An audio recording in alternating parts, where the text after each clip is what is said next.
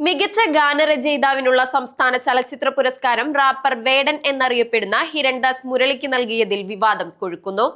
പഴയ രചനകൾ മാത്രമല്ല മികച്ചതെന്നും ജൂറി ഏകകണ്ഠമായാണ് വേടന് അവാർഡ് നൽകാൻ തീരുമാനിച്ചതെന്നും സംസ്ഥാന ചലച്ചിത്ര ജൂറി അംഗം ഗായത്രി അശോകൻ പറഞ്ഞു. മഞ്ഞുമ്മൽ ബോയ്സ് എന്ന സിനിമയിൽ വേടൻ എഴുതിയ കുതന്ത്രം എന്ന ഗാനത്തിനാണ് മികച്ച ഗാനരചയിതാവിനുള്ള സംസ്ഥാന പുരസ്കാരം വേടനെ തേടിയെത്തിയത്.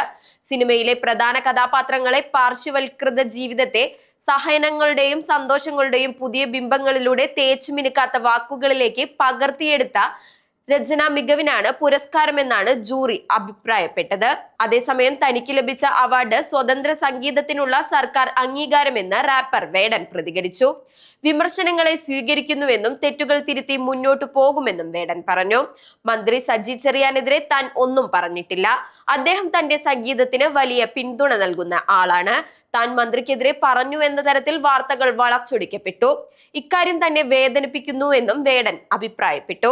വേടന് പോലും അവാർഡ് നൽകിയെന്ന സാംസ്കാരിക വകുപ്പ് മന്ത്രി സജി ചെറിയാന്റെ വാക്കുകൾ വിവാദമായിരുന്നു.